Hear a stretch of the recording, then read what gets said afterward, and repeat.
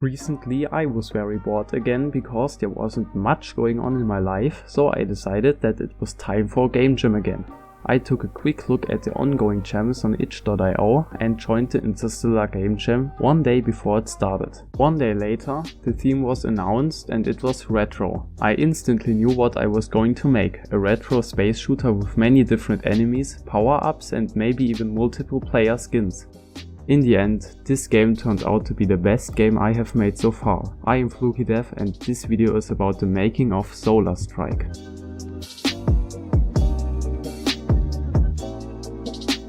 The jam started on a Thursday and I wasn't home for almost the entire day and I could only start working on the game in the late afternoon.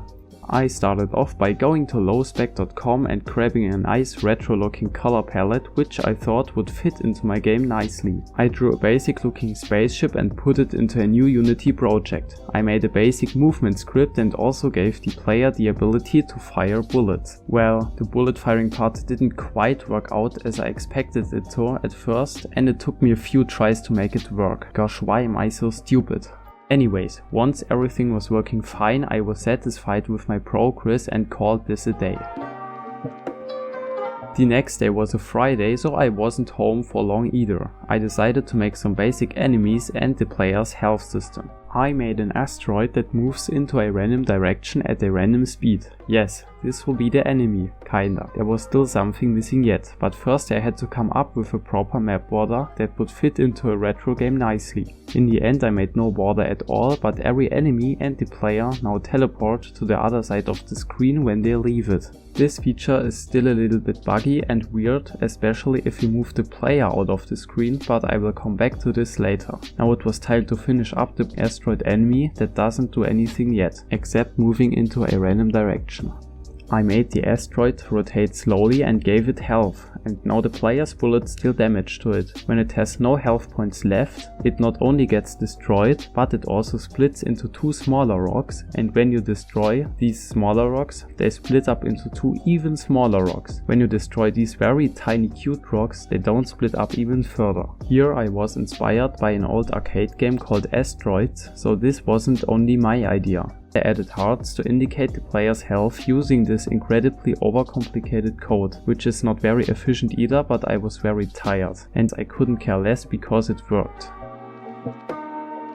Now it was finally weekend, which meant that I had much more time to work on the game. For this day I planned to make an enemy spawning system and a score counter. I also wanted to add a high score indicator and at least one new enemy. So, starting with the enemy spawner. I wanted the enemies to spawn at random locations outside of the map and then move into it. The spawning part itself was very easy to make, but as expected some big problems appeared that had to do with the way my enemies currently worked. First of all, the enemies currently move into random directions, so most of them move away from the map and not towards it. Second, there are colliders outside of the map that teleport objects touching them to the other side of the map, so neither the player or any enemies can leave the map, but this also prevents enemies from entering the map. These were some very big issues that had to be fixed ASAP.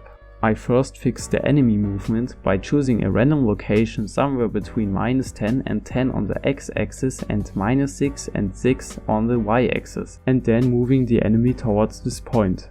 Now all the enemies moved towards the map, but there were still the colliders that prevented them from entering it. But as smart as I am, I just added a bool indicating whether each enemy just spawned or not. When an enemy now collides with the map border, it can pass through only the first time. Now the enemies can enter the map but never leave it again. Perfect. Now that the enemy spawner was working nicely, it was time to make the score and high score feature. This was harder said than done, and after like 2 minutes it was working just fine. Just the font was looking a bit off, so I added an arcade font and it fit perfectly.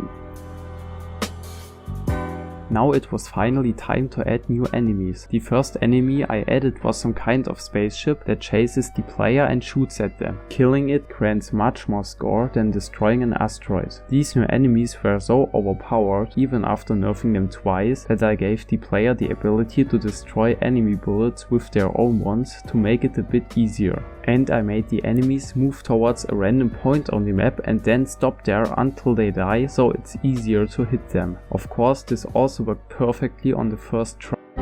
Once I fixed that, I went on to add explosion effects for the player and the spaceship enemy. They were slightly bigger than the bullet explosion and appear when the player or the enemy get destroyed. Before I added anything else to the game, I remade the player's movements, because when holding W you would become faster and faster over time until you would be too fast to be detected by the map borders and escape into the infinite void. I quickly fixed that, and after that I added a new enemy. It's a spaceship that moves into the middle of the map and then shoots 8 bullets at once into all directions. This was even stronger than the other enemy, so the player also gets more points for killing one. The last thing I wanted to do on this day was adding power-ups. I added 3 in total. 1 refills your health, 1 makes you invincible for some seconds, and 1 doubles your damage for a short amount of time. These power-ups spawn all around the map every 20 seconds and you activate them by picking them up. Sunday was basically the last day I had to work on this game, because I wouldn't be home a lot on Monday and the deadline was on Tuesday at 6 AM, which meant I had to hand in my project on Monday, because 6 AM is just way too early. Anyways, the first thing I wanted to do on Sunday was fixing the map borders, because there was a huge area outside of the screen where the player could go without being teleported, and that was not very good. I could just move the borders further inside, but that would mean you could see the much bigger asteroids teleporting away, which I wanted to avoid. So I just added a second border further towards the screen, which was only for the player, and now it's much better. There's still a tiny gap where the player can disappear in, but okay, I don't really care. Now that this issue was fixed, I wanted to work on the game's visuals. First, I changed the looks of this enemy. After that, I added little flames to the spaceships and created small light sources to improve the overall looks of the game. I also added stars to the background, and from my standards this looked awesome. Before coming to the main menu, I wanted to do 2 more things, which were improving the power-ups and the enemy spawner. I had 2 major problems with the power-ups. First, they spawned every 20 seconds but never disappear, and after some time you had way too many of them on the map. Second, the power-ups didn't give enough feedback, which means the player couldn't really see what power-ups he had picked up at the moment. Now, the power-ups disappear when you don't pick them up within 5 seconds. I also added a shield around the player, so you can actually see whether you are invincible at the moment. And instead of doubling the damage when picking up the damage power-up, you now shoot twice as fast, which gives better feedback in my opinion. I also added indicators under the score counter showing the activated power-ups durations.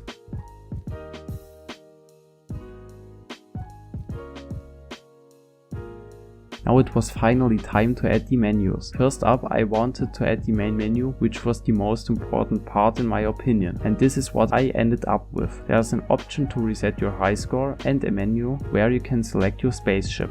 Select your spaceship? Yes, you heard that right. I made a total of 3 more spaceships, and each one is a bit better than the ones before, and you need a big high score when you want to unlock them. Now the game was almost done, just some things were still missing. First, the game didn't get harder over time yet. Second, when the player dies, nothing happens.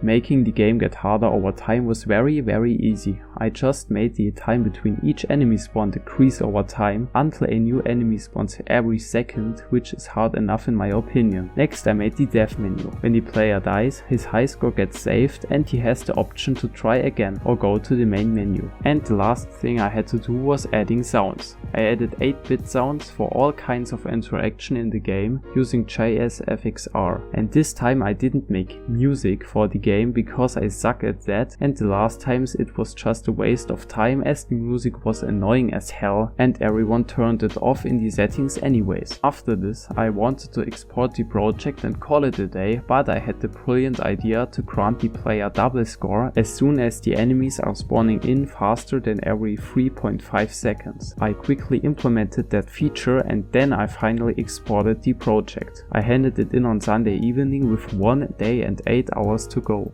In the end, my game turned out to be pretty good and the people seem to like it. I am very proud of this creation as well. I even think it's the best game I have ever made. The jam didn't end at the time of recording this video, so I don't know which place the game got, but I don't really care anyways. So yes guys, that was it for today. If you enjoyed this video, leave a like and subscribe if you want to see more. Also make sure to check out my other devlog series. I hope you enjoyed watching, have a great day and see you next time.